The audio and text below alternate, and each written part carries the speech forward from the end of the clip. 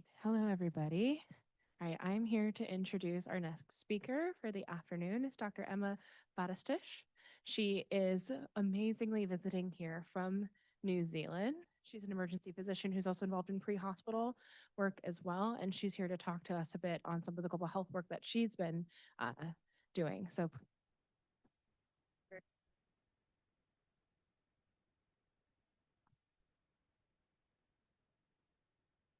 Yes, hello, thank you for the introduction. I'm Emma Batistich, emergency physician. I work in Auckland, New Zealand.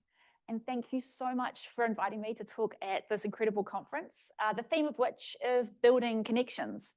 And I hope that you'll see how powerful education in POCUS has been in forging connections with our colleagues in the Pacific and the beyond. Today, I'm going to talk about a voluntary ultrasound training organisation that I work with called PEARLS, or Point of Care Ultrasound for Emergency and Acute Care in Resource Limited Settings. I'm going to cover the origins of the PEARLS organisation from its inception back in 2022 and how it's progressed since then. I'll then do a deeper dive into the PEARLS course itself and with a focus on where I have facilitated training in the Kingdom of Tonga. As part of this, I'll discuss some of the challenges we've encountered along the way and how we've sought to solve these issues. And finally, cover some big wins we've had and some exciting future directions. I have a very simple life. I have no conflicts of interests. I work with PEARLS as a volunteer and all my travel accommodation, etc., is self-funded. And I don't receive any funding from any device manufacturers mentioned in this talk. So first, a little note. This talk was supposed to be given by Dr. Ignatius Julia Bolakon. He's an emergency doctor working in Papua New Guinea and a PEARLS educator extraordinaire. And for various reasons, he couldn't make it today. So I really, really hope I can give justice to what would have been an amazing talk by Iggy. And I also wasn't involved in the inception of PEARLS, and I'm really honored to be riding on the coattails of some innovative and inspirational leaders, such as Dr. Jonathan Henry, Dr. Lewis McLean, and sonographer Joe McCann, who started PEARLS back in 2022 and continue to devote a huge amount of time and effort. Some of this talk has been adapted from a lecture given by Dr. Henry recently at the Spring Seminar Emergency Medicine in Broome, Australia. And I just really want to acknowledge that I am standing on the shoulders of giants. So let's start with POCUS. I love POCUS. I unashamedly love POCUS. I've been practicing emergency medicine. I worked there 20 years, but it's actually been like 25 years. And during this time, I've seen ultrasound evolve in emergency medicine from this giant machine that got wheeled out with so many buttons. I didn't know how to turn it on. And they got donated from the ultrasound department when it croaked, to it ultrasound being incorporated into our emergency medicine training program. It's a core competency. We've got dedicated ED machines scattered around the place and in-house education. I use POCUS on every shift and constantly amazed with the seemingly endless array of clinical applications. I've only just heard about this transcranial Doppler. It's like, sounds wild. So I can't wait to learn some more about that.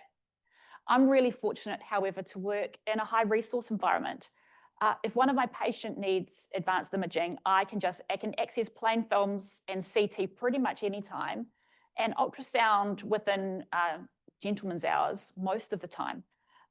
Outside of time critical situations, so like if I've got a critically unwell trauma patient and I do POCUS, I kind of have the luxury of deciding whether I wheel the scanner in to scan the patient or I just put in a request for some imaging. But consider working in a low resource environment, such as Vanuatu, Tonga, Samoa, or Kiribati. You might have some access to radiology, but the machines and software may be obsolete and frequently break down, and the local engineers really will struggle to get parts and might even not know how to fix them. Power to run the machines can be really unreliable and internet connections patchy or non-existent. The radiographer, sonographer, and radiologist workforce is often really sparse, and they'll have very little access to continuing medical education. And this is where the use of POCUS can be invaluable. And it was the recognition of the value of POCUS in low resource environments that leads us to the Pearls origin story. One of the founders, so this is Dr. John O'Henry, had previously worked in Vanuatu on his elective and had seen the limitations of their radiology service and recognised how invaluable POCUS could be for the emergency doctors there. And he thought, imagine if you could have an ultrasound probe, such as this butterfly device, connected to a smartphone or a tablet to answer important clinical questions without having to access departmental imaging. So now's a great time to also mention that neither Pearls or myself has any affiliation or pecuniary interest in the butterfly universe.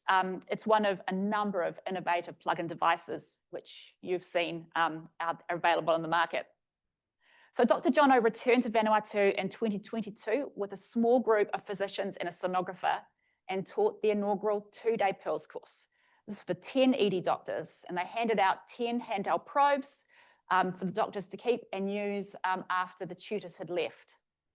The course content was designed to meet the requirements of the local doctors, focused on EFAST, early pregnancy, and ultrasound-guided IV lines.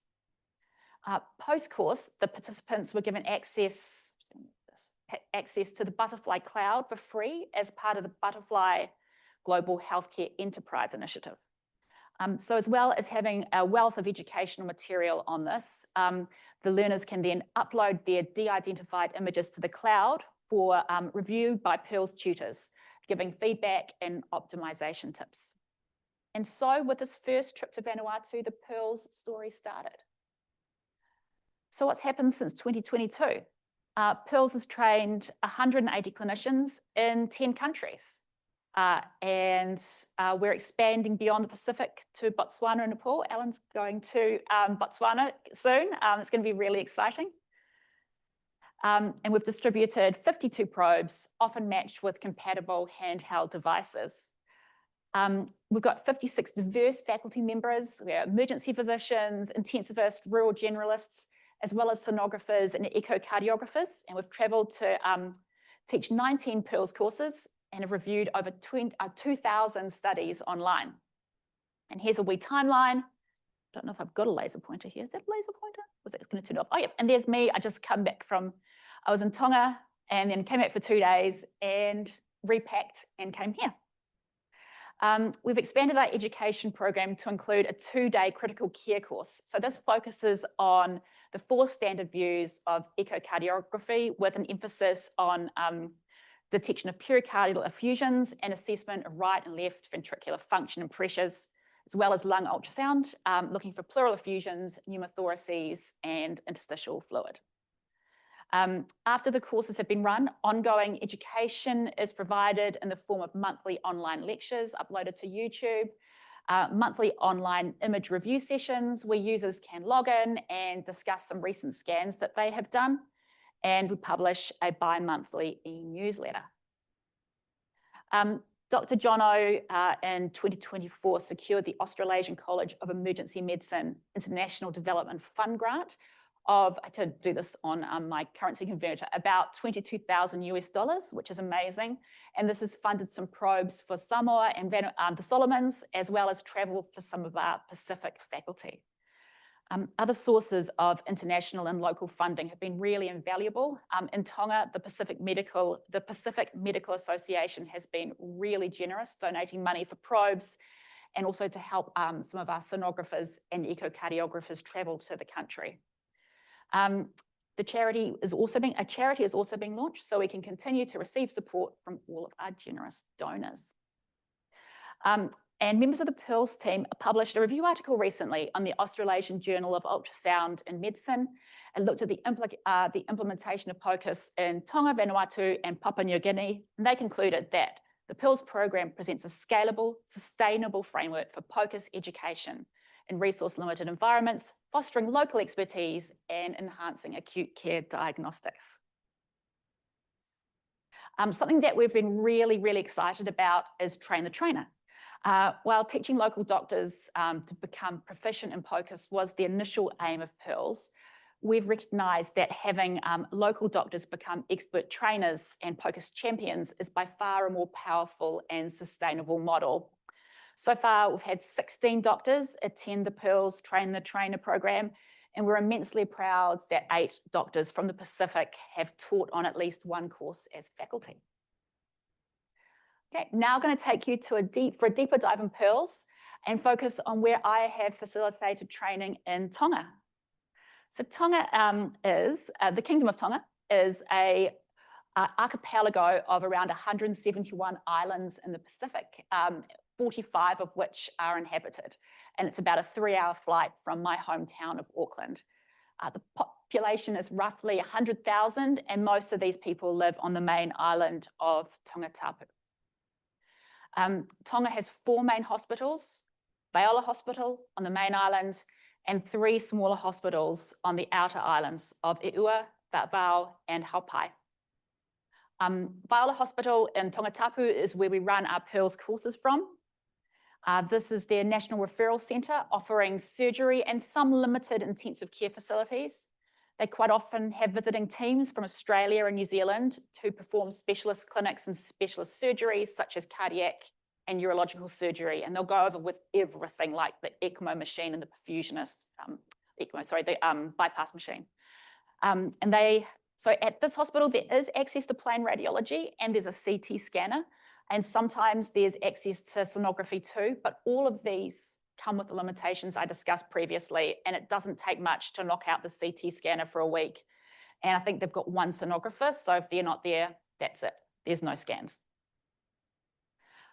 These outer islands of Eua, Haupai, and Va'avao have much smaller hospitals, and they're really, really resource limited. Va'avao and Haupai have a little bit of access to radiology. Eua has none. And the rest of the islands that are inhabited are sort of run by clinics. They have these little clinics, but no hospitals. We've run an annual Pearls course in Tonga now for 3 years. And the inaugural course was in 2023, and we just ran an emergency medicine course with 11 learners. Then in 2024, another emergency medicine course with 8 learners, and we ran for the first time the critical care course. And just now we've had 2 times 2-day courses, 1 emergency medicine and 1 critical care course. The participants are from a really wide variety of specialties, including emergency medicine, surgery. And when I say surgery, that's very general, like the surgeons will do general surgery, orthopedics, basic ENT, they are true generalists, and some internal medicine doctors too. So a bit more of a look now into the nuts and bolts of the courses we run.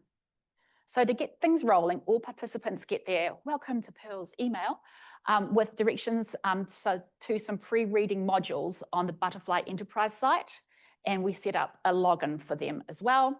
And if they're really, really keen, they get full access to the Manual of Ultrasound for resource-limited settings. Then there's 3 days out, they do a multi-choice exam, just a little pre-course one, as well as a questionnaire, and there's a Pearls agreement for them to sign. It covers consent to the use of photographs, like you'll see soon, and a patient confidentiality contract. And then we get on with the courses. So the 2-day EM course starts with the eFast exam.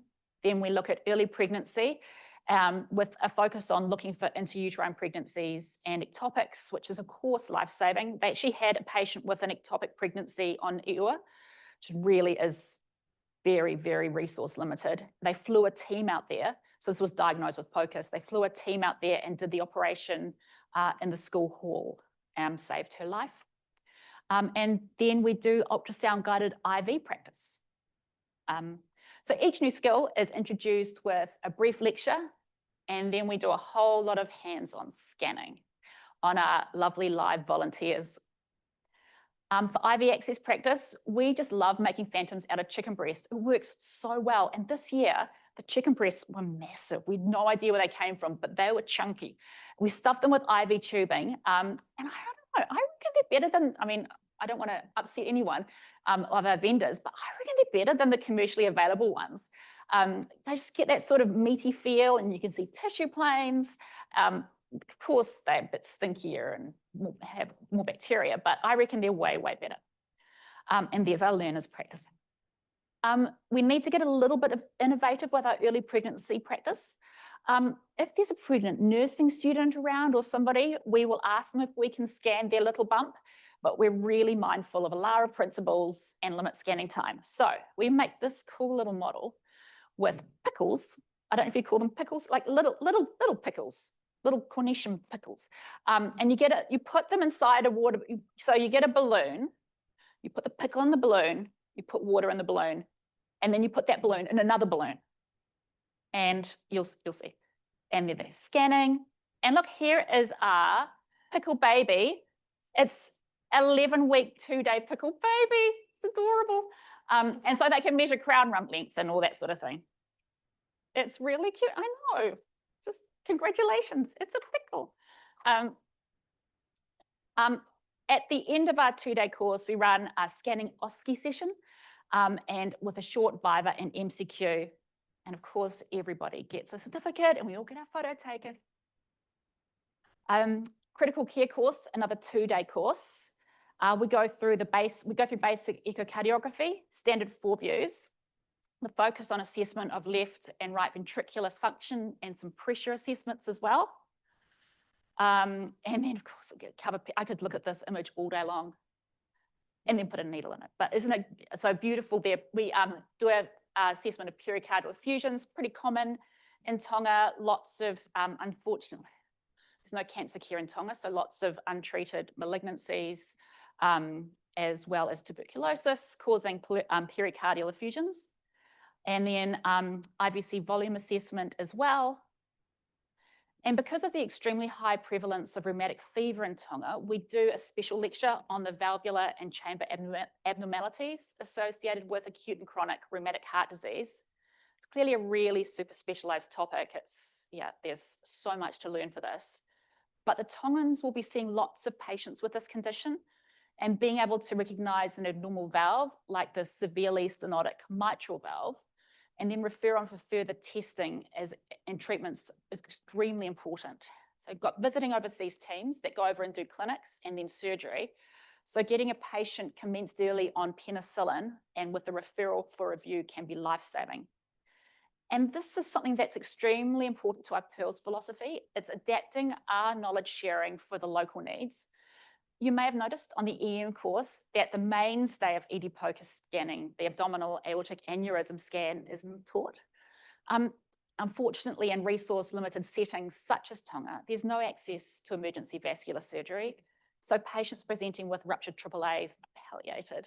And this really does highlight the stark reality of the inequities in care between resource-rich and limited settings.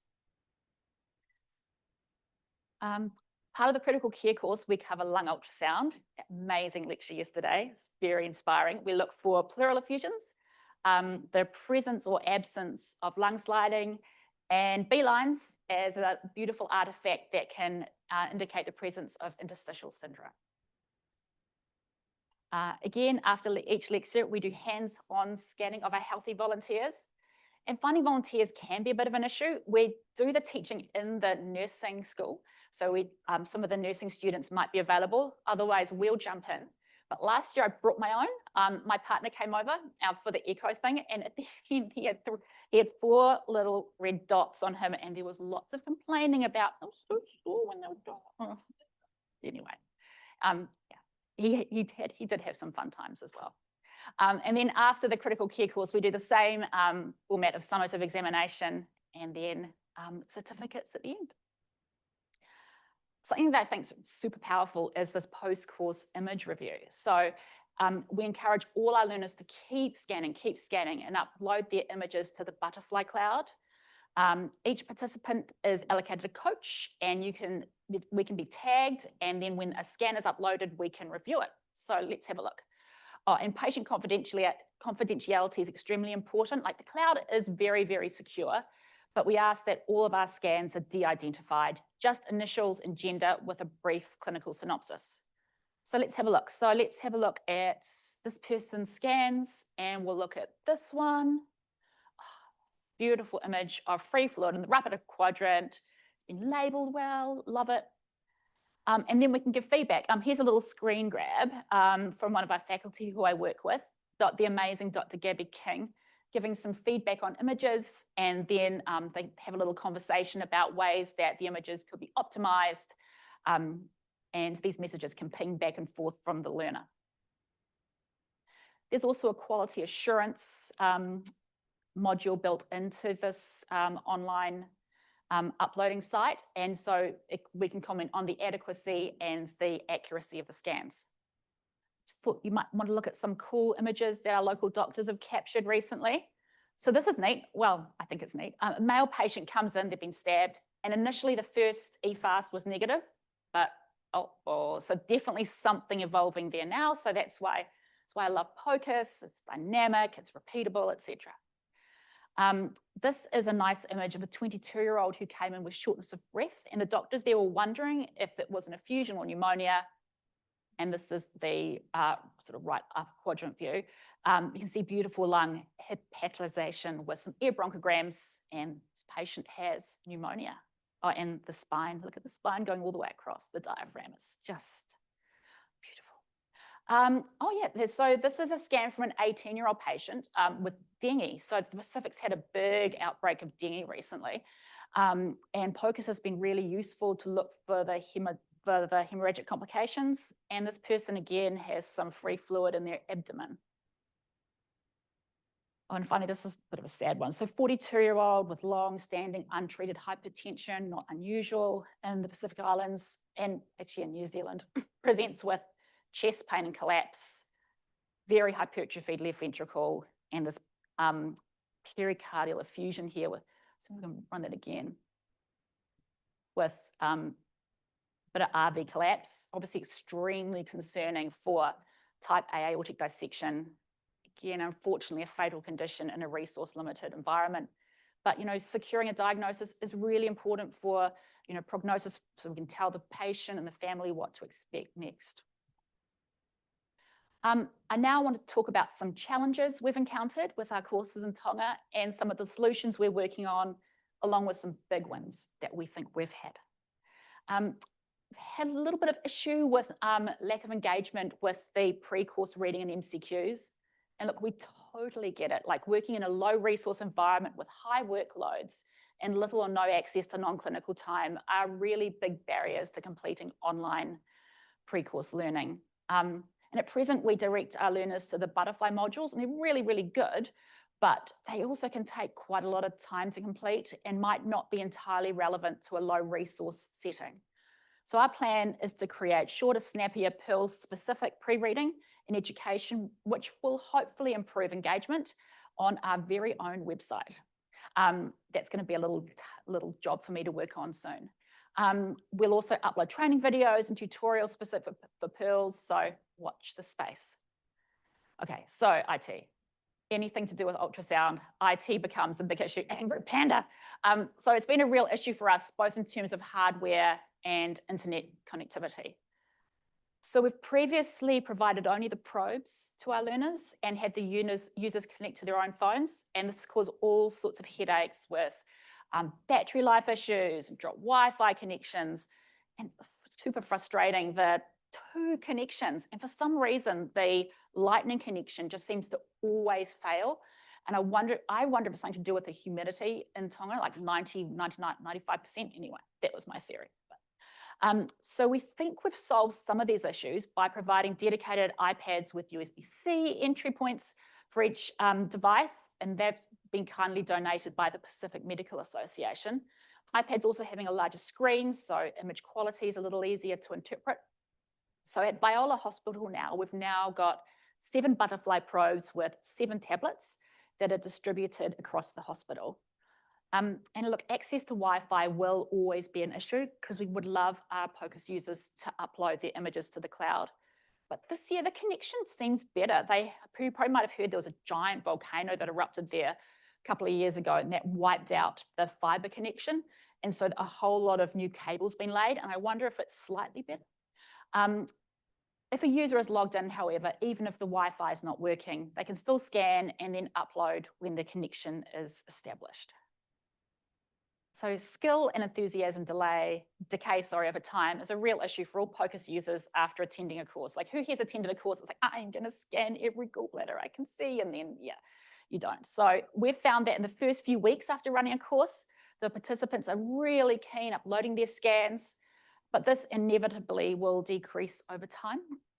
We hope that there's still a lot of scanning going on without the kerfuffle of labeling and saving scans and uploading, but we can't be sure. So to counter this, we arranged follow-up visits to the country every about 3 to 6 months after the initial course is completed. And one of the tutors goes out to visit the various departments to reinforce learning and assist with scanning and revitalise the love for POCUS. I've done this a couple of times and I've found that the skills and intentions are there and it just needs a little gentle encouragement. Shortage of doctors is a worldwide problem. It's definitely a huge problem in New Zealand, but it's really keenly felt in low and middle income countries. Tonga is certainly no exception. Their really, really busy ED only has one doctor in it usually, and the medical and surgical wards are just chronically understaffed. There's also a huge issue with doctors in Tonga having to go to Fiji to finish their training in their various specialties. And a lot of them end up getting lured there to stay and unfortunately don't return to their home country. So because of this, being released from duties for a 2-day course can put a huge burden on an already overstretched system. And this year, you might have seen, we were only able to get 4 doctors onto each of our courses. A solution to this, what we're going to trial, is to run a much shorter course with a focus on critical components of POCUS. We're thinking something like the RUSH protocol. And then all the doctors, they go back to work and we go with them as tutors. So they're working and seeing patients, so the service provision is maintained. And then as they see patients, they do a quick little scan, answer a clinical question. We give some feedback as they go. So we spend a few days with the participants there working to really hone their skills and also to show the practical application of POCUS. Found a little bit that the motor skills that we teach with scanning isn't really quite translating to the interpretation of pathology in our course. So we hope that this might address that a bit as well. And to see if that might work, we had doctors working in the ED and in the wards that had done a course this time with us, contact us by WhatsApp and say, hey, I want to scan this patient with right upper quadrant pain. And then one of us would go and scan their patient with them. And we found that really useful, great way to learn on real patients. And this is, I think, where POCUS is going to be the most powerful. It's getting it established on the smaller and even more resource-limited outer islands. All the doctors in Tonga have to spend some time working in the outer islands. And so some of our alumni have headed out there and done lots of scans.